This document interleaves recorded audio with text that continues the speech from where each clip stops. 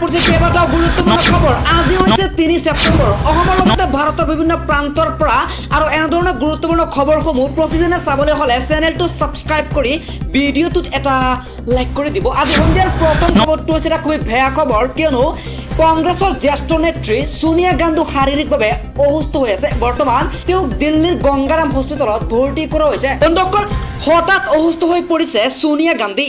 হৰগংগাৰাম হাস্পতালত ভৰ্তি কৰা হৈছে কংগ্ৰেছ নেত্ৰী সোনিয়া গান্ধীক। জানিব পৰা মতে বিশেষজ্ঞ চিকিৎসকৰ নিৰীক্ষণত আছে সোনিয়া গান্ধী। বন্ধুসকল, এই পৰ্যন্ত হাস্পতাল কৰ্তৃপক্ষই সোনিয়া গান্ধীৰ বিষয়ে কোনো ধৰণৰ আপডেট দিয়া নাই আৰু কোভিড কালৰ পিছত কেইবাবাৰো অসুস্থ হৈ পৰিছিল সোনিয়া গান্ধী আৰু আজি হঠাৎ অসুস্থ হৈ পৰিছে সোনিয়া গান্ধী। পৰৱৰ্তী খবৰটো হৈছে খুব ডাঙৰ খবৰ। আপোনালোকে উৰিষ্যাৰ ৰেল দুৰ্ঘটনাৰ কথা পাহৰিলে নেকি? এইবাৰ এই ভয়ংকৰ ঘটনাত মৃত্যু হৈছিল 290 জন লোকৰ। প্ৰমাণ নষ্ট কৰিব বিচাৰিছিল 3 ৰেল বিভাগৰ বিষয়াই। চিবিআইয়ে তদন্ত কৰি ভয়ংকৰ তথ্য পোহৰলৈ আনিছে। কি তথ্য আনিছে আমি জনাই আছো। বন্ধুসকল, উৰিষ্যাৰ ভয়ানক ৰেল দুৰ্ঘটনাৰ প্ৰমাণ নষ্ট কৰিব বিচাৰিছিল ৰেল বিভাগৰ বিষয়াই। বন্ধুসকল, উৰিষ্যাৰ বালাসোৰত প্ৰাণ গৈছিল 290 জন যাত্ৰীৰ আৰু চিবিআইয়ে তদন্তত পালে ভয়ানক তথ্য। জানিব পৰা মতে ৰেল বিভাগৰ হেমাহিৰ বাবে প্ৰাণ গৈছিল 290 জন যাত্ৰীৰ আৰু এই ভয়ংকৰ ৰেল দুৰ্ঘটনাৰ প্ৰমাণ নষ্ট কৰিব বিচাৰিছিল 3 জন ৰেল বিভাগৰ বিষয়া।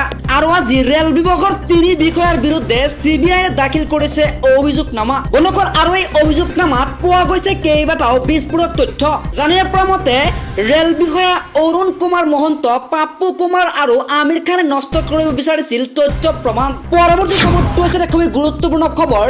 14 দিনৰ বাবে চন্দ্ৰত হৈ পৰিল ৰবাৰ প্ৰজ্ঞান আৰু ইতিমধ্যে ৰবাৰ প্ৰজ্ঞানে নিজৰ কাম শেষ কৰিলে। চন্দ্ৰ পৃষ্ঠত অন্ধকাৰৰ বাবে শ্লিপ মোডত দেখা গৈছে প্ৰজ্ঞান আৰু ইতিমধ্যে ৰবাৰ প্ৰজ্ঞানে সম্পূৰ্ণ কৰিলে নিজৰ কাৰ্য।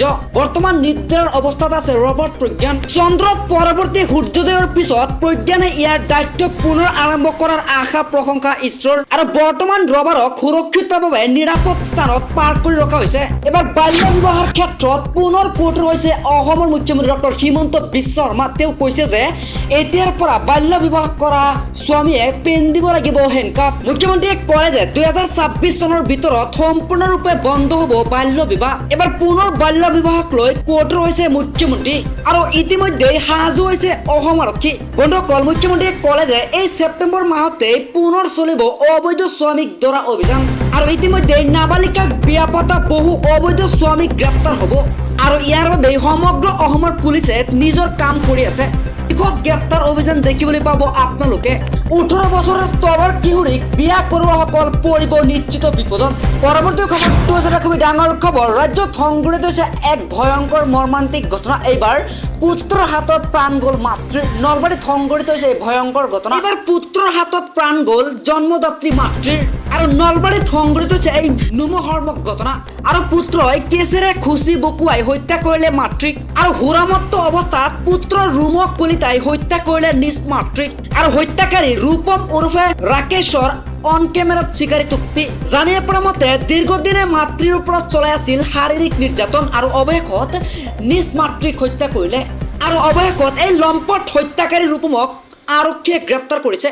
পৰৱৰ্তী খবৰটো খুবেই ডাঙৰ খবৰ, কিয়নো অহা 5 ছেপ্টেম্বৰত আকৌ ৰাজ্য চৰকাৰে ল'ব 1000 কোটি টকাৰ ঋণ। অহা 5 ছেপ্টেম্বৰত ৰাজ্য চৰকাৰে পুনৰ ল'ব 1000 কোটি টকাৰ ঋণ। ৰাজ্যৰ বিত্তীয় ক্ষেত্ৰলৈ এইবাৰ অহনি সংকেত।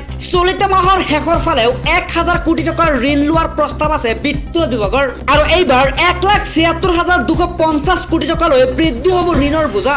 বন্ধুসকল, তৰুণ গগৈৰ কাৰ্যকালত 15,000 কোটি টকাৰ ঋণ লোৱাক লৈ বিজেপিয়ে কঠোৰ সমালোচনা কৰিছিল আৰু কেগৰ প্ৰতিবেদনত ঋণৰ সদব্যৱহাৰৰ পৰামৰ্শ দিয়াৰ পাছতো গা লৰা নাই চৰকাৰ আৰু এইবাৰ পুনৰ 5 ছেপ্টেম্বৰত অসম চৰকাৰে পুনৰ ল'ব 1000 কোটি টকাৰ ঋণ আৰু চলিত মাহৰ শেষৰ ফালেও 1000 কোটি টকাৰ ঋণ লোৱাৰ প্ৰস্তাৱ আছে বিত্তীয় বিভাগৰ। বন্ধুসকল, তৰুণ গগৈৰ কাৰ্যকালত 15,000 কোটি টকাৰ ঋণ লোৱাক লৈ বিজেপিয়ে কঠোৰ সমালোচনা কৰিছিল। কেগৰ প্ৰতিবেদনত ঋণৰ সদব্যৱহাৰৰ পৰামৰ্শ দিয়াৰ পাছতো গা লৰা নাছিল ৰাজ্য চৰকাৰ। 1,76,250 কোটি টকালৈ বৃদ্ধি হ'ব ঋণৰ বোজা। এবাৰ ৰাজ্যৰ বিত্তীয় ক্ষেত্ৰলৈ অহনি সংকেত দেখিবলৈ পোৱা গৈছে।